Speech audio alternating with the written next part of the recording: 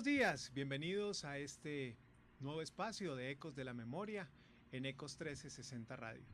Cada semana un invitado, una invitada, un personaje, un momento sobre la historia de Pereira que ha sido importante y que es valioso recordar para tener en cuenta pues esos momentos que han sido valiosos en nuestro territorio. José Daniel Trujillo, nuestro contertulio de todos los martes, muy buen día. Juan Antonio, muy buen día. Y hoy con una invitada de lujo, como dirían las señoras, excepcionalmente de lujo. Una mujer cuya trayectoria política, como gobernante, como dirigente, ha dejado huella. Y aunque ella insista en que no está más en el mundo de la política, pues todavía tiene seguidores, todavía la escuchan, Todavía la consultan. le consultan, la buscan. Estamos hablando de la doctora Amparo Lucía Vega Montoya, ex gobernadora, ex senadora, ex viceministra de Desarrollo, diplomática, en fin, esta hoja de vida se haría muy largo y agotaría el programa si mencionamos todo ese currículum que tiene la doctora Vega Montoya. Doctora Amparo Lucía, sobre todo, pues buenos días y muchas gracias por estar con nosotros en esta mañana para tener esta oportunidad de conversar, de recordar y sobre todo de entender los cambios que se han presentado en el ejercicio de la política durante las últimas décadas. Bienvenida. Juan Antonio, muy buenos días para usted, para todo su equipo de trabajo. Créame que es un gusto, un placer estar acá. Y naturalmente expresarle los agradecimientos primero que todo al doctor José Daniel. Él siempre es muy generoso, muy elocuente cuando se refiere en público y créame que es motivo de satisfacción compartir esta mesa de trabajo. Bueno, doctora Amparo Lucía, empecemos por aspectos vivenciales, familiares. Usted de Dos Quebradas, usted terminó en el Colegio Cristo Rey, usted vivía por el sector del Japón. ¿Por qué no nos cuenta de esa juventud? Muy bien, claro que sí, doctor José Daniel. Yo pertenezco a una familia que tiene grandes ancestros en la parte agrícola y rural del departamento de Risaralda, concretamente en la zona del Alto Frailes y esos sectores. Eso nos permitió en muchas oportunidades combinar permanencia en Pereira y permanencia tanto en ese sector, y eso me proporcionó a mí particularmente una capacidad de entender qué era la política y cuáles eran las consecuencias de hacer parte de eso desde el mismo momento que estudiaba en el Colegio Cristo Rey. Yo siempre tuve la complicidad de mis profesores, entre ellos el magistrado Arturo Valencia Arboleda, el padre Ávila del Colegio Salesiano y naturalmente las monjas carmelitas. Yo fui la única de mi familia que estudió todo su bachillerato en el colegio. Las demás de mis hermanas quisieron estudiar en Pereira y yo persistí, me encantó, era muy amiga del proceso educativo que se realizaba en el Cristo Rey. Y yo creo que esa fue la gran oportunidad de mi vida, que al tener la complicidad de las monjas y de estos profesores, tanto el padre Ávila como el doctor Arturo, me interesara muy a fondo por los temas de la política, puesto que ellos fueron los que hicieron posible que comenzara a conocer cuáles eran las funciones, las competencias de los consejos municipales, y por esa época se estaba llevando a cabo la posible creación del municipio de Dos Quebradas. Y sobre eso hay mucho que contar, porque ahora que me hacen la pregunta me viene al recuerdo la participación activa de estos profesores, la posibilidad de conocer a gente muy importante como la señora Colombia López de Holguín en ese proceso y muchos más que intervenimos de alguna manera para hacer posible que se creara el municipio. Esta era un área muy bonita, de mucho verde, de grandes extensiones de tierra sin producir y que daban lugar a pensar que podría ser un municipio muy próspero, muy rico, con un asentamiento de grandes empresas industriales que generaban empleo, cantidad de empleo, y hacía de esta una región próspera y de futuro para el departamento. Y ahí podemos recordar a Pañusones, podemos recordar a la fábrica de productos La Rosa, Pastas Doria y como esas muchas más, la metalmecánica. Y esto nos llevó a que hiciéramos parte desde muy joven. Yo recuerdo que era una época en que ni siquiera podía votar, pero ya hacía parte de ese entender qué es el servicio público, qué es poder comunicarse con la gente, interpretar sus sueños y sus ilusiones. Naturalmente que después del correr de los años nos da una preocupación. Fue un municipio que se creó con muchas expectativas, pero al que en mi concepto le faltó mucha planeación y hoy por hoy sería muy diferente si hubiera tenido la debida planeación.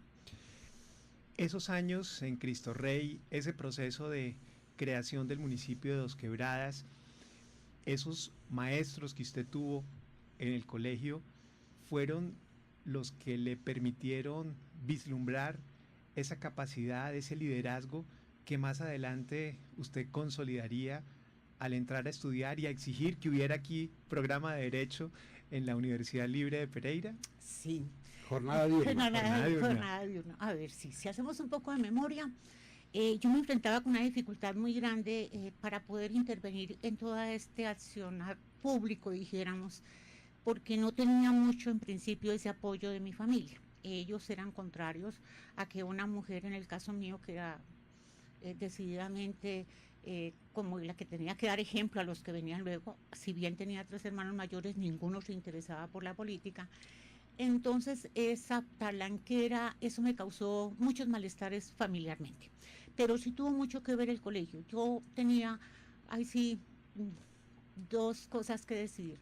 Me encantaba el colegio y de pronto pensaba que podía ser monja. Entonces las monjas estaban muy interesadas, No, pues, sobre todo cuando... una discípula para Dios. Y luego los profesores, que cada prueba que se hacía, cada examen, pues decían que tenía una respuesta, ¿cierto? Que predecían que podía incursionar en el campo de la política. Entonces, ahí tengo que confesar que no fue fácil el inicio, más desde el punto de vista familiar, porque yo soy de una familia tradicional, muy conservadora, donde se ejercía la autoridad tanto por parte de mi papá y mi mamá en una forma muy coordinada, y eso durante muchos años, yo diría que bastantes años de mi quehacer político, siempre tuve alguna dificultad. Doctor José Daniel, yo creo que lo que acaba de decir la doctora Amparo Lucía merece un análisis mucho más juicioso. Acabamos el viernes pasado, 8 de marzo, de celebrar el Día Internacional de la Mujer. Estamos hablando del inicio de los años 70 y lo que ella muestra en la familia. Los 3 hermanos anteriores, mayores, no les interesaba la política. Ella muestra interés, muestra liderazgo y sin embargo la familia dice, no, ¿usted qué se va a meter como en esas cosas? Yo creo que ahí vale la pena hacer un análisis, una lectura específica de lo que era como lo que se esperaba de las mujeres en ese momento, que ella pues se vuelve de alguna manera una persona capaz de romper con ciertos estereotipos porque quiere seguir su camino. Pues como dicen los campesinos, yo distingo la doctora Amparo Lucía Vega Montoya desde los años 70. Compartí pupitre con ella en la Facultad de Derecho que ella se propuso liderar para que hubiese en Pereira una Facultad de Derecho de la Universidad Libre. No solo nocturna, sino que también hubiera jornada diurna. Y entonces yo lo que encuentro es que Amparo Lucía debe tener un gen por ahí guardado de liderazgo, de ser una persona muy tranquila, muy serena, pero proactiva. Creo que para el doctor Arturo Valencia Arboleda, para el padre de Dávila, para Colombia López de Holguín, sí, fue maravilloso encontrar un alumno de esos que lo superan a uno. Yo he vivido esa experiencia. Tiene un alumno que se vuelve senador, que se vuelve gobernador, que se convierte. Hacía mucho tiempo Risaralda no tenía una posición importante en el gobierno nacional, después de Jorge Mario Isman y Hernán Mejía Vallejo. Fue primero viceministro de Desarrollo que el presidente César Gaviria. O sea que Amparo Lucía mostró toda una capacidad de liderazgo, emprendedora, era y sigue siendo muy carismática.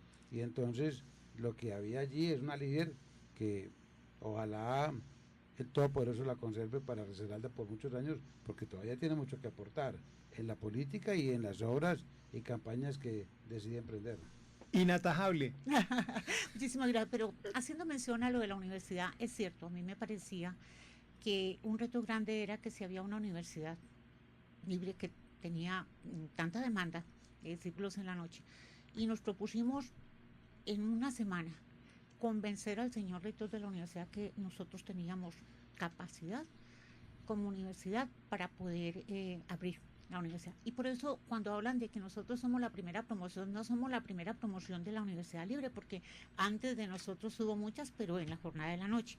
Y iniciamos con mucho éxito y con un grupo de personas excepcionales, tanto los hombres como las mujeres, y la historia y el devenir de los años han demostrado que fuimos un grupo muy especial porque todos con unas características, unas fortalezas, una capacidad de liderazgo y de trabajo muy emprendedores todos. Entonces yo creo que pertenecemos tanto el doctor Daniel como yo a una promoción que a lo largo de la historia ha demostrado de que fue bueno haber salido, de haber logrado la creación de la Facultad Diurna y que nosotros hemos tratado todos en la medida de nuestras posibilidades de aportarle a este departamento y a esta capital Pereira gran parte de nuestro esfuerzo en beneficio de su desarrollo.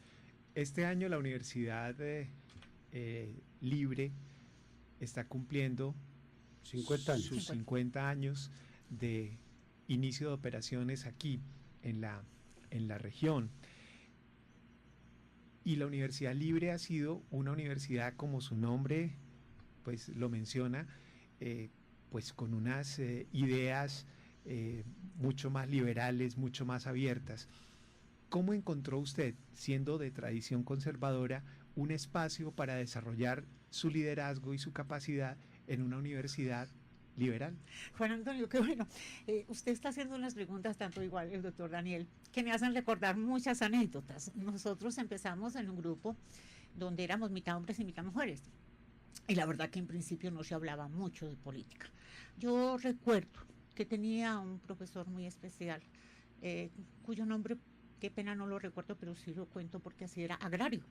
Y era una materia muy difícil. Y esa materia, porque había en mi concepto en esa época una orientación muy sesgada para contar la historia de lo que era la vida política unida a todo aquel proceso de desarrollo económico, social y agrícola. Y fue la primera vez que yo entendí que no me podía quedar callada cuando no compartía algo.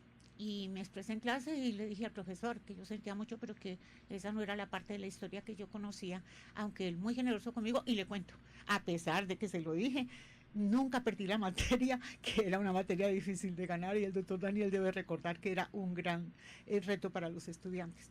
Entonces ahí se empezó y poco a poco, pero ahí surge un proceso político nuevo en Risaralda que me lleva a mí y a muchos del grupo a tomar partido por el accionar político.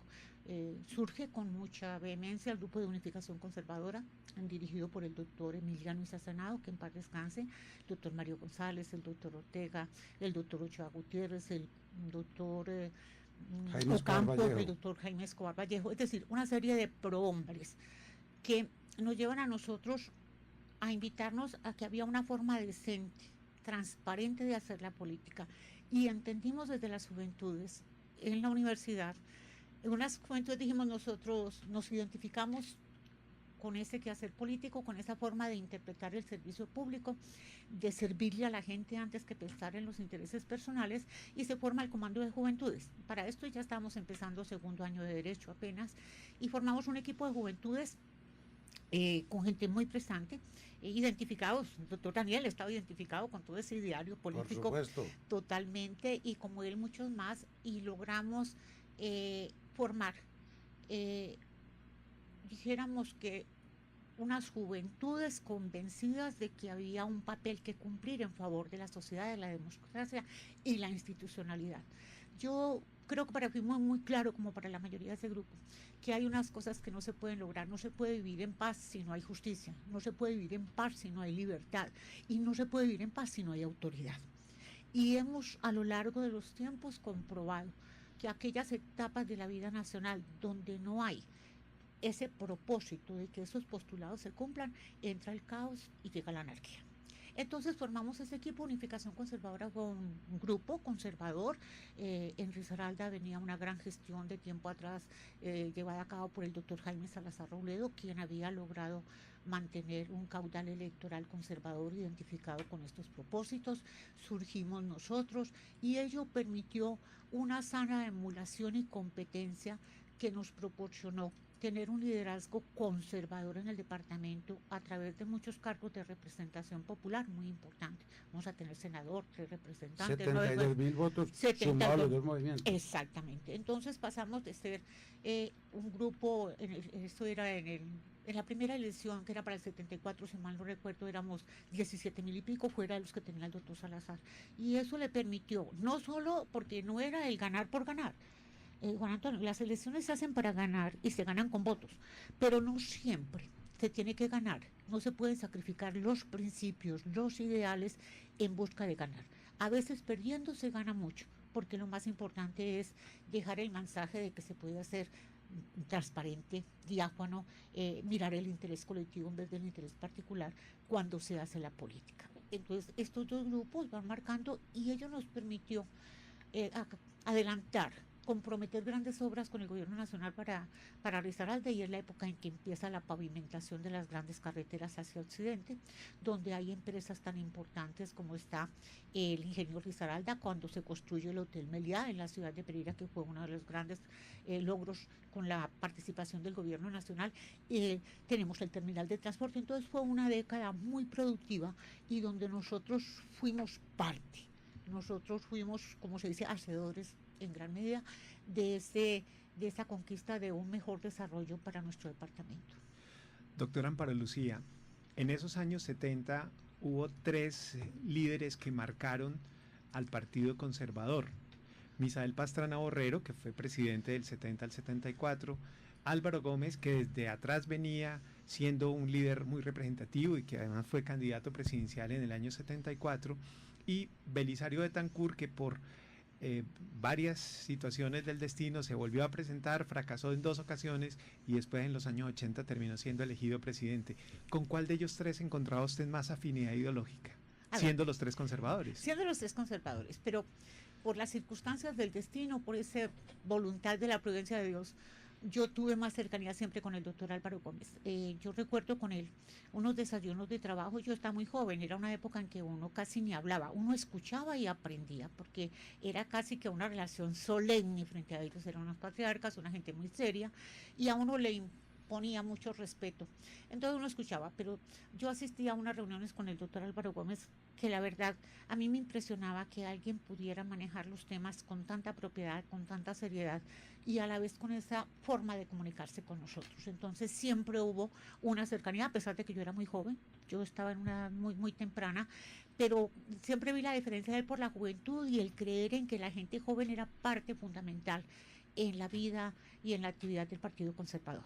Entonces nunca hubo, por el contrario, a lo largo de la vida siempre sentí, tengo una anécdota para contarle. Cuando a mí me nombran gobernadora, fue de los pocos políticos en la vida que nunca me llamó para decirme, oiga, hay que colocar a este o le tiene que dar un puesto a este, jamás, pero sí me llamó para decirme, estamos muy honrados de que sea gobernadora y le deseo muchos éxitos. Eso nunca lo olvidaré. Entonces, cuando uno hace el recuento de eso, yo diría que con Álvaro Gómez, y tuve también todavía más cercanía con el doctor Belisario Betancur. Yo formaba parte del grupo, dijéramos, que se denominaba alvarista en el departamento, y cuando va a hacer la elección fuimos a esa convención en que había que definir entre el doctor Álvaro Gómez y el doctor Belisario Betancur, con una paréntesis en esto, que era una política muy diferente hasta en las convenciones.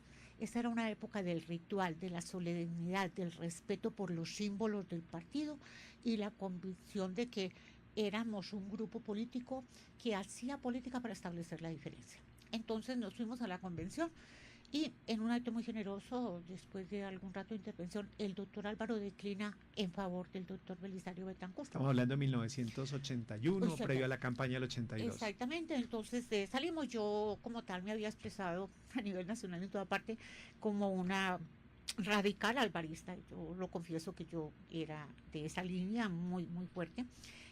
Sin embargo, cuando el doctor Belisario Betancur llega al gobierno, decide muy inteligentemente y en un reconocimiento a la labor de la mujer que hasta esa fecha no era muy reconocido, nombrar viceministros en la mayoría de los ministerios.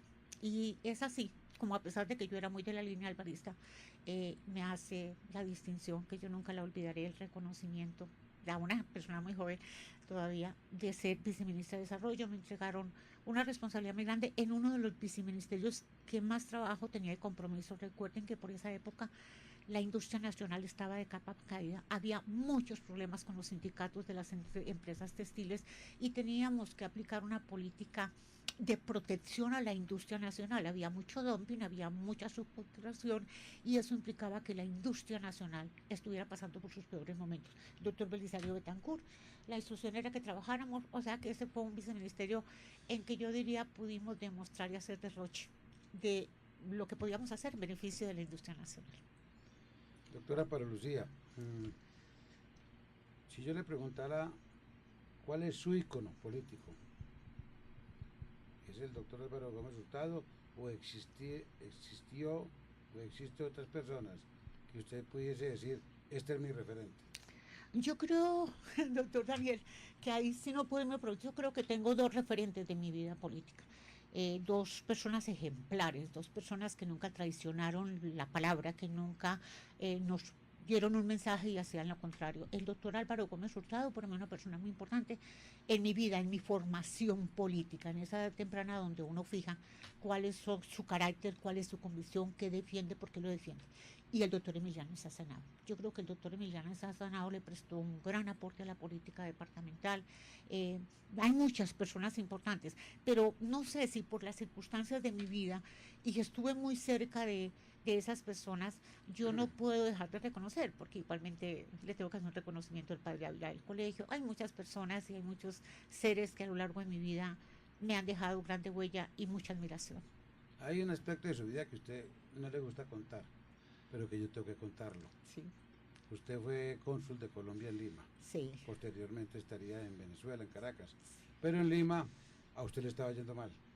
Y le estaba yendo mal porque había unas personas o un grupo que se la quería llevar, que la quería secuestrar. ¿Por qué no nos cuenta ese detalle? Bueno, ese ya me estaba sorprendiendo. Yo decía, ¿de qué estamos hablando? La verdad es que fue un penoso episodio, Juan Antonio, doctor Daniel. Era la época en que Colombia se vivía una crisis muy grande de seguridad. Estaba pasando el país por una de las épocas más bárbaras y, y donde se veía mucho derramamiento de sangre. A mí me nombran en el Perú, yo voy de cónsul, después de ser viceministra de Desarrollo, el doctor Belisario me nombra en Lima y yo llego a un Perú convulsionado, donde había inseguridad, donde había toque de queda desde las 10 de la noche hasta las 5 de la mañana, donde uno no sabía dónde estaba más inseguro, si en su apartamento, en el banco. Yo recuerdo que a mi niña yo no me atrevía a sacarla del apartamento porque no sabía qué iba a pasar. Allá hubo un episodio gravísimo que era el pasaje Tarata, que eso parecía que hubiera ocurrido un, un enfrentamiento armado de guerra. Entonces yo comienzo a trabajar y normalmente el consulado y la embajada quedaban en un mismo edificio, en la avenida Arequipa, por cierto, y yo tenía el primer piso para el consulado. Trabajaban conmigo 3 personas, 2 personas de planta y la embajada en la parte superior. Por esa época, estamos hablando del año 84, 85 y 86, se vivía una situación de incertidumbre y de terror, de temor muy grande. Y para no hacer muy largo el cuento, un día se me notifica que debo presentarme ante el embajador que venía rápidamente de ICA. Y yo me siento y me dice, yo dije, pero ¿por qué me está ¿Quién era el embajador? Diego Tobar Concha. Diego Tobar. Un gran señor, un caballero, con su esposa Marta, muy queridos. Y entonces me dice, usted ya es una persona muy adulta, todavía realmente estaba muy joven. Y me dice, usted está acostumbrada, me imagino por su hoja de vida, usted ha pasado por muchas cosas. Y le quiero decir esto, entonces sacó una carpeta donde estaba el retrato hablado mío, tamaño oficio, y para contar lo anecdótico, cómo me habían dibujado. Con maquillaje evidente, le gustan los tonos rosas y todo, mi estatura, todo, y vestida con un vestido que era el que era así, realmente un vestido que yo usaba.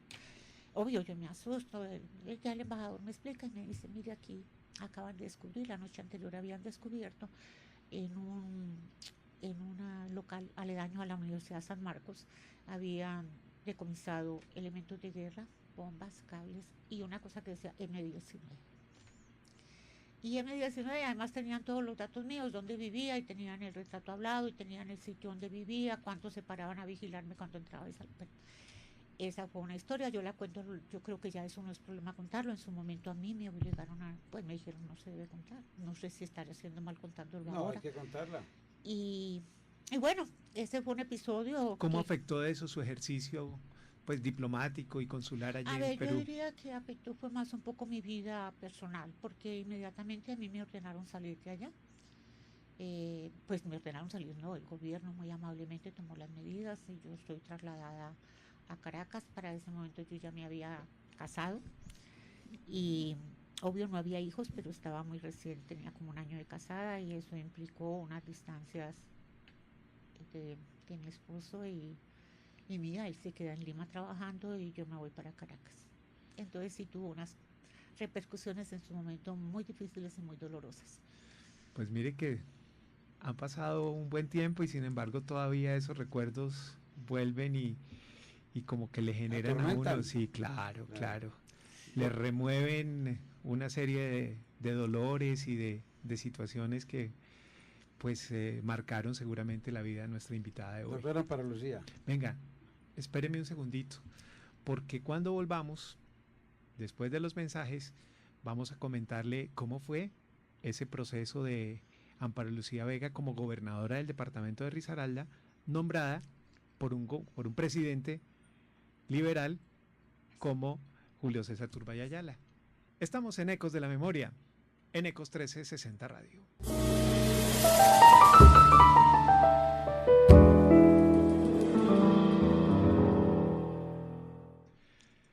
Volvemos a este espacio de Ecos de la Memoria en Ecos 1360 Radio con nuestra invitada de hoy, la exgobernadora, excongresista, excónsul de Colombia en Perú y en Venezuela, Amparo Lucía Vega Montoya. Doctora Amparo Lucía, le voy a recordar el nombre de Humberto Giraldo, su profesor de Derecho Agrario, conocido comúnmente como Pueblo, Sí, dada su connotación comunista, su afianzamiento en las teorías comunistas, que usted con mucha inteligencia en cualquier momento de clase supo debatir y empezó a mostrar su garra de estar ideológicamente cerca del Partido Conservador. Pero Juan Antonio ha querido que hablemos de su paso por la gobernación. Y yo quiero recordar un incidente. Usted fue gobernadora de Julio César Turbay Ayala. Y eso en el movimiento de unificación conservadora pudo provocar un pequeño cisma, a tal extremo que un hoy exalcalde de Pereira dijo que los dirigentes de unificación conservadora, el alvarismo, el laureanismo, eran turballistas vergonzantes. ¿Recuerda ese detalle? Naturalmente, doctor José Daniel. Yo recuerdo que para esa época teníamos pactada gobernabilidad entre el alvarismo y el doctor Turbay, y fue así como él solicitó para Risaralda. Yo no diría ni siquiera fue una terna, fue una lista, 5 personas. Se le hizo llegar muy generosamente, me incluyeron dentro de esa, pero lejos de mi imaginación, a que tan temprano se pudiera ser gobernador del departamento. Yo ya había tenido algunas experiencias, naturalmente, como secretaria de gobierno de Pereira, secretaria general de la alcaldía, algunos puestos que efectivamente le daban a uno un conocimiento de la realidad que se manejaba en Risaralda, pero de verdad que para mí también fue muy sorpresivo, porque entiendo que el doctor recibió la lista enviada por Unificación Conservadora. Naturalmente, para ese momento el presidente del directorio era el doctor Emiliano Isacenao. ¿Recuerda usted quién más estaba en la lista? Sí, a ver, yo recuerdo. Recuerdo que el doctor Mario González hacía parte, el secretario de Obras, un secretario... Valencia. No. ¿Municipal o departamental? Departamental, que era de Armenia. Bueno, no recuerdo el nombre en este momento, el secretario, el esposo de... Ahora recuerdo, precisamente ahora no recuerdo. Alfonso Giraldo. De Calarcá. De Calarcá. Y no recuerdo qué más personas. En síntesis éramos 5. Lo que sí era que éramos 5. El doctor Mario González, el doctor Alfonso, está. Y la única mujer era usted. Y creo que había otra mujer, yo no sé si doña Lilian Palacio de Alzate, la verdad que no recuerdo, porque yo nunca tuve personalmente la lista en mis manos. Es de oídas. De oídas. Yo para esa época me desempeñaba como directora de FENALCO, Yo venía de la Secretaría, había renunciado a la Secretaría de Gobierno Municipal de Pereira, había aceptado una excelente propuesta del gremio de Penalco, grandes amigos, un grato recuerdo el paso por esa institución que fue muy breve y estaba como directora de Penalco cuando en una reunión de la Sociedad de Mejoras Públicas precisamente funcionaba aquí en la Cámara de Comercio, esa reunión fue en este edificio. En la antigua Cámara de En la Comercio. antigua Cámara de Comercio y cuando entraron, no lo olvidaré nunca, entró Luis Alberto Ruiz, si no estoy mal, me dijo, entró directamente a la reunión y me puso el micrófono y me dijo, ha sido nombrada gobernadora, y le dije, le agradezco Luis Alberto, estamos en una reunión y yo no doy declaraciones mientras no sepa el número del decreto. Pues claro. Entonces Luis Alberto se devolvió, le dije yo. Entonces al rato volvió y dijo, mire... Luis Alberto era en ese momento el director de noticias de Caracol, la voz del café, exactamente. Entonces me dijo al ratico volvió Ruiz Peñuela. Exacto. Muy rápido entró nuevamente, estábamos en la Junta, ya claro se formó como un medio movimiento ahí, pero todavía no sabíamos nada. Cuando ya él vuelve y entra y me dice, mire, le va a hablar ya a mi dama, el número del decreto es este. Y entonces ya di las declaraciones, obvio la gente pues reaccionó muy favorablemente, pero yo todavía estaba muy sorprendida. Sinceramente, para mí fue algo que no esperaba. Es decir, uno en política le preguntaban en esa época, a mí me preguntaban en alguna época, donde los medios fueron muy generosos conmigo.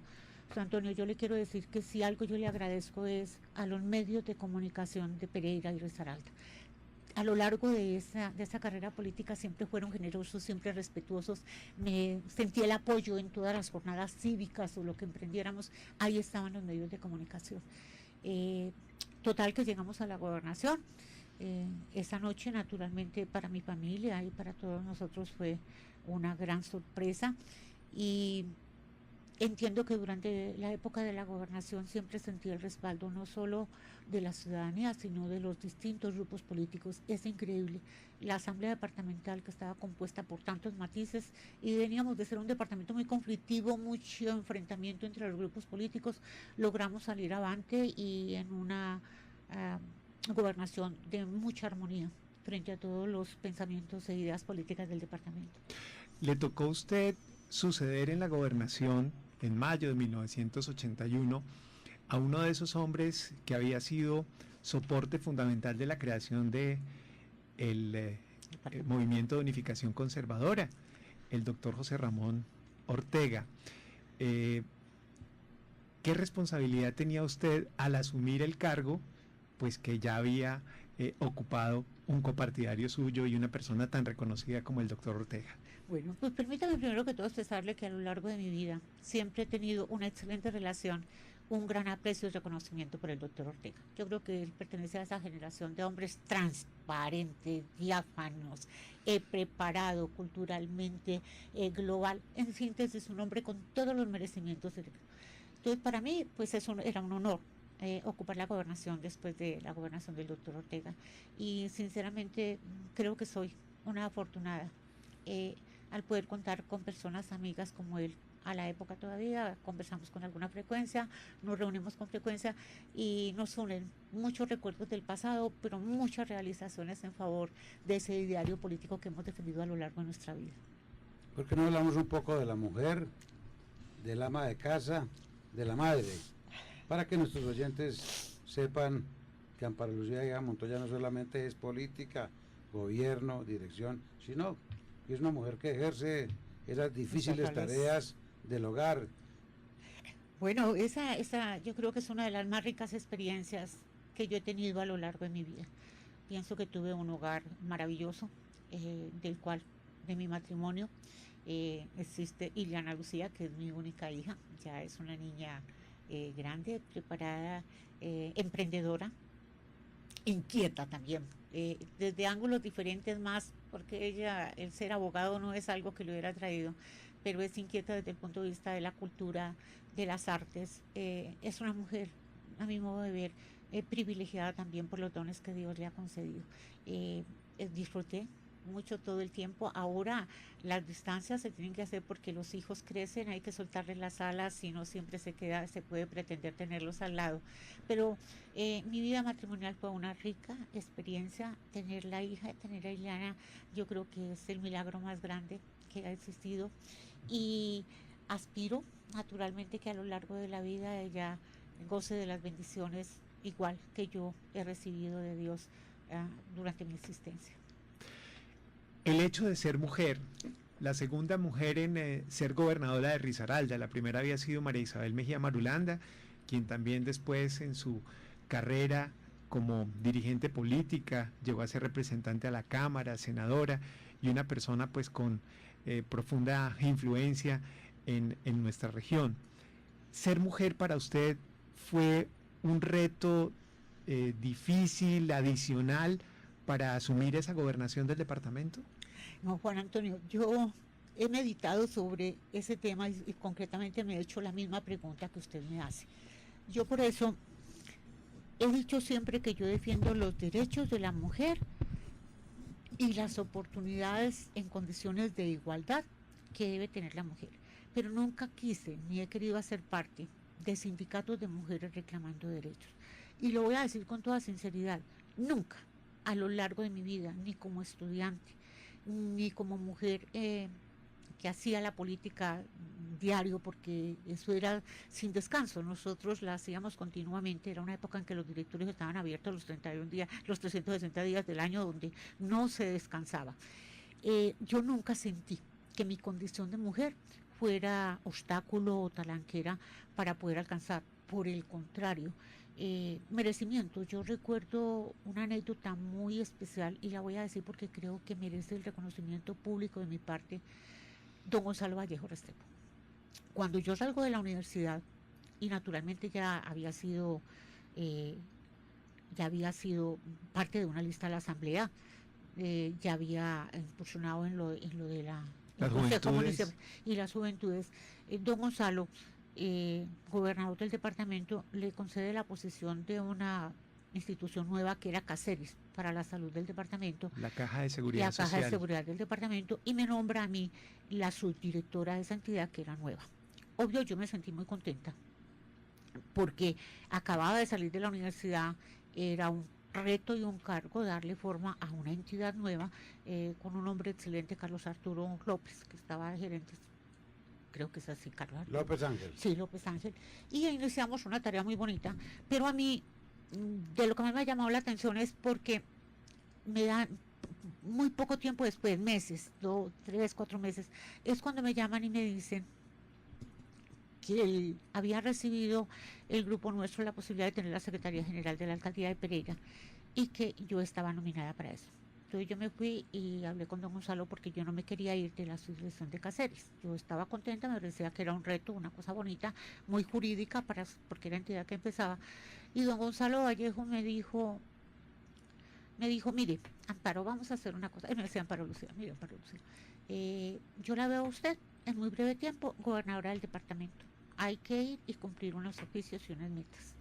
Y yo paso a ser secretaria general de la Alcaldía de Pereira después de esa grata experiencia. Y yo no olvidaré, porque fue mucho más larga la conversación, como un hombre de la grandeza de don Gonzalo se tomaba tiempo con una mujer que apenas estaba empezando la vida política activa, más en forma ya la parte de la responsabilidad desde el punto de vista de los cargos. Entonces hay muchas anécdotas de mi vida de esas personas que para mí fueron tan importantes en el quehacer político, que me marcaron y que me dejaron una huella.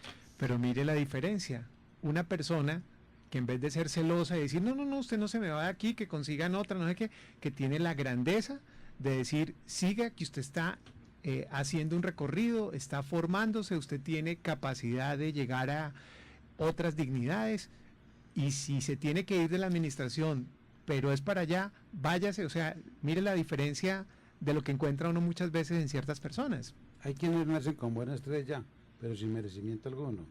En el caso de Amparo Lucía, no solamente tenía actitudes, cualidades, sino que además, como ella lo está contando, pues en su vida aparecieron personas que yo llamaría benefactores, protectores, o personas que creyeron en ella, Emiliano Isaías Sanado, don Gonzalo Vallejo Restrepo, y le dieron la oportunidad de ascender en un muy difícil escalón gubernamental, administrativo y político. Yo quiero recordarle algo a Amparo Lucía, que también, porque es que las personas tienen merecimientos y progresan, y escalan, pero también tienen muchas dificultades. La política es un generador de sorpresas, de momentos difíciles, angustiosos. De zancadillas. De zancadillas. Pues yo quiero recordar que ella también se enamoró de otra gente, creo yo. Estábamos en Puente Umbría. Ella es de discurso vehemente. Y rápidamente yo supe, la acompañaba, que allí había presencia guerrillera en nuestra reunión política. Y se me indicó quiénes eran los guerrilleros que estaban muy pendientes de nosotros. Y yo le dije al conductor del carro, vaya, prenda el carro y abra la puerta. Y me le arrimé a Amparo y le dije al oído, casi dándole una orden: se sube a ese carro ya, que no fuimos.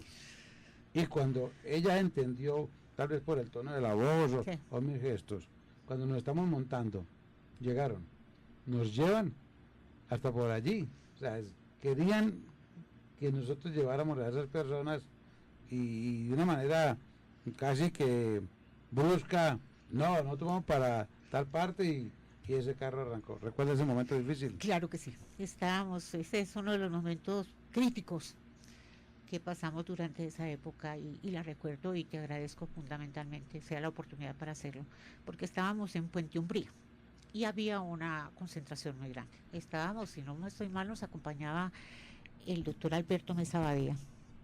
Había una reunión de una presencia masiva y la verdad es que yo creo que sí fue el gesto, fue la forma en que lo dijo Daniel, que yo inmediatamente entendí que estábamos en una situación. Usted siempre está acostumbrada a que él es un hombre amable, cariñoso, con las mujeres es una persona que siempre tiene una frase grata y usted verlo transformado, diciendo exactamente, usted dijo aquí pasó algo raro porque ese no es el Daniel que yo conozco. La actitud misma decía que no era una situación amable y que estábamos en riesgo.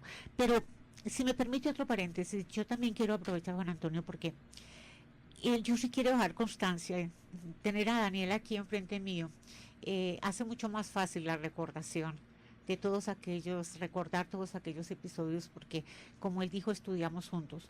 Y yo no soy una mujer que esté muy pendiente de los amigos, tengo el problema de que siempre estoy como muy ocupada, o yo digo que no, pero es la verdad, estoy ocupada. Entonces a veces mi comunicación no es la más frecuente como yo quisiera. Pero Daniel puede dar fe que a lo largo de mi vida, esté donde esté, haya vivido donde haya vivido, es con una de las personas que nunca he dejado de tener comunicación y diálogo. Y si él no me busca, yo lo busco, porque yo me encanta tomarme un tinto. Él tiene una virtud que no tengo yo, él sabe callar, yo acostumbro decirle todo. Entonces yo sé que cuando yo hablo, él registra, pero no siempre tengo las respuestas que yo estoy esperando. Entonces ha sido, y quiero dejar esta constancia porque yo creo que ya a estas alturas del camino, cuando ya uno le está jugando medio sucio al calendario, hay que empezar a hacer los honores públicamente y los reconocimientos porque es el momento de hacerlo. Pues yo creo que es un reconocimiento muy bonito y que seguramente José Daniel agradece. Se habla mucho de que la política es una actividad donde se topa uno con muchas situaciones de dobleces, de hipocresías, de trampas, de deslealtades. Usted, en el balance que hace de su vida, una trayectoria larga al servicio público, su paso por la gobernación, su paso por el Congreso de la República, por la carrera diplomática, por la Dirección Nacional de Estupefacientes. ¿Qué balance le deja en general de la gente con la que ha trabajado, con quienes ha interactuado? A ver, José Antonio, yo creo que el balance es un balance muy positivo en general. Y yo creo que en lo personal yo no tendría ninguna queja. Pienso que en los últimos años sí hemos tenido que enfrentar, quienes hicimos política en el pasado, los retos de la nueva política que nos quieren imponer. Es decir, nosotros trabajábamos, repito una frase que siempre me gusta decirla, nosotros trabajábamos por la excelencia, compitiendo sanamente por ocupar unos espacios de poder, pero siempre pensando en el interés general, no en el interés particular. Lamentablemente, y puede que esté equivocada, pero yo siempre lo digo, a partir de la Constitución del 91, se robustecieron mucho los derechos del ciudadano, pero esa reforma trajo consigo el que se resquebrajara la unidad de los partidos, la jerarquización de los partidos políticos. Y yo soy de las que todavía creo que En el país tiene que existir el Partido Liberal, el Partido Conservador, la izquierda moderada, si la podemos llamar así, porque tiene que haber pesos y contrapesos en el manejo de la cuestión pública, y el gobernante es bueno que tenga quien le diga las verdades respetuosamente, sin las exageraciones que vemos hoy en los temas del accionar político, donde todo se puede, donde todos dicen lo que quieren, sin respetar la dignidad muchas veces de las personas. Sí, donde se pasa el insulto, a la gracería, la patanería. Exacto, y se pasa la frontera de lo que debe ser permitido y lógico en una democracia donde hay libertad de religión, de expresión, de movimiento. Entonces yo diría que la Constitución del 91 nos trajo grandes cambios en el manejo de la política, y ese cambio de las costumbres políticas desquebrajó la disciplina de los partidos, se acabó. Y eso ha permitido que fuerzas extrañas, al querer de la mayoría de los colombianos, hayan ido ganando poco a poco unos espacios de poder que hoy por hoy tenemos que evaluarlos, no han sido con el resultado favorable que queremos. Uno se cuestiona qué pasa con la justicia, qué pasa con la educación, porque se están tratando de imponer unas ideas y unas disciplinas que no están acorde con el querer de la mayoría de los colombianos, y entonces es cuando la falta de partidos fuertes, llámese liberal, conservador, no están jerarquizados y organizados, aprovechan las demás fuerzas extrañas para imponer el caos. Yo quiero preguntarle algo a la doctora Amparo Lucía. En este momento, en el departamento de Risaralda, hay voces que públicamente reclaman un salvador para el Partido Conservador. ¿Sería usted la redentora de ese partido que, al decir de algunos, está postrado viviendo momentos difíciles? Incluso complementando la pregunta, decía el excongresista Alberto Zuluaga Trujillo en una columna en El Pereirano hace unos días que si realmente habría guardián de la heredad para ese partido conservador del que él también hizo parte. Yo creo que soy mujer de retos, y pienso que esta es la situación más crítica que ha pasado el Partido Conservador en su historia en el departamento de Risaralda, para decirlo así. Creo que el Partido Conservador a nivel nacional no ha sido la orientación hasta la fecha de una sana política que permita reorganizar al partido. Es un país de 170, vamos a celebrar 170 años de historia, y los grandes logros desde el punto de vista social han sido mérito y labor del Partido Conservador. Y lamentablemente ahora se creó una crisis, sobre todo en los últimos años. El Partido Conservador a nivel nacional prefirió ser el apéndice de otro partido y abandonar las responsabilidades de organización, jerarquía y disciplina y proyecto político propio del Partido Conservador. A mí me parece que en Risaralda se puede adelantar una gran jornada, pero esa es una jornada de equipo, es de hombres y mujeres con una voluntad decidida a transmitir el verdadero mensaje, la defensa de nuestros propios intereses, donde podríamos hacer una labor para rescatar y volver a darle el sitial que le corresponde por toda su trayectoria e historia al Partido Conservador. Creo que hemos contribuido a la vida democrática institucional del país, a los grandes proyectos de orden social, y eso nos habilita a nosotros para pensar que todavía hay mucho que hacer en ese camino. ¿Qué hacer con aquellas personas que llegaron como en paracaídas a utilizar la marca, la franquicia, el aval del partido y que terminaron adueñándose de él? Yo considero que esas son situaciones coyunturales, que solo la decisión y el propósito de quienes verdaderamente creemos en el Partido Conservador la podemos contrarrestar. Y eso implica salir y contarle a la opinión pública, por todos los medios posibles, con una visita a los grandes centros, con la visita a los municipios y hacer presencia en toda parte. Y yo alabo a quienes tienen el coraje de que por los medios escritos y radiales estén contando la historia, triste historia de lo que nos está ocurriendo con el Partido Conservador en Risaralda. Aquí se trataría de hacerle una alta cirugía al Partido Conservador. La convalecencia no puede ser muy larga porque hemos perdido un espacio muy grande. ¿Se atreve usted a ser esa cirujana? Yo aspiro a ser parte del grupo, repito, de hombres y mujeres que emprendamos la tarea de volver a reconstruir las bases del Partido Conservador bajo esos símbolos: autoridad, democracia, institucionalidad y transparencia. ¿Le gustaría a la doctora Amparo Lucía Montoya que volviésemos al sistema pasado, donde gobernadores designaban alcaldes y el presidente a la vez a los gobernadores? Yo En eso también sí, me gusta mucho la pregunta porque contrario a lo que se había hablado mucho en el Partido Conservador, yo siempre fui remisa a entender las bondades, muchas de eso. Yo sé que el doctor Álvaro Gómez estuvo muy al frente de ese proyecto político Ponente, y ponente de la ley. De la elección Y yo popular de siempre alcaldes. estuve, como hay dos cosas en las que yo me he alejado del Partido Conservador y lo he dicho en Bogotá. A mí no me gustó nunca el voto preferente, como no me gustó la elección popular de alcaldes. Yo pienso que cuando el gobernador, que es una figura pública y con enormes responsabilidades, tiene la facultad de nombrar a los alcaldes, cuando se presentan los desmanes, hasta los delitos, hasta el exceso de poder en el manejo de esas alcaldías y de sus presupuestos, pueda rápidamente ponerle correctivo. Cuando hay elección popular de alcaldes, el alcalde está elegido por un periodo. Si bien vienen las demandas, ¿sí? La justicia es lenta, tiene que ser lenta porque esos son procedimientos que implican un quehacer de la justicia muy extenso para llegar a una definición de una sentencia o de un fallo. Entonces yo pienso que sí es bueno, era sano, porque ante cualquier desmán de un alcalde, el gobernador tenía la competencia y la posibilidad, por lo menos así me correspondió a mí, de ponerle coto al asunto. Doctor José Daniel, por favor, ni más faltaba, despida usted el programa de hoy con la doctora Amparo Lucía. Pues con la doctora Amparo Lucía podríamos quedarnos con muchos programas, tenerla acá para que quienes ya están en nuestra edad, que es la de ella, la recuerden, y para que las generaciones nuevas sepan que Risaralda tiene una mujer aguerrida, batalladora, preocupada del quehacer cotidiano de la ciudad, del departamento, y que está diciendo que está buscando un equipo de trabajo que le permita rescatar el Partido Conservador. Una persona que va a seguir dando de qué hablar en el departamento.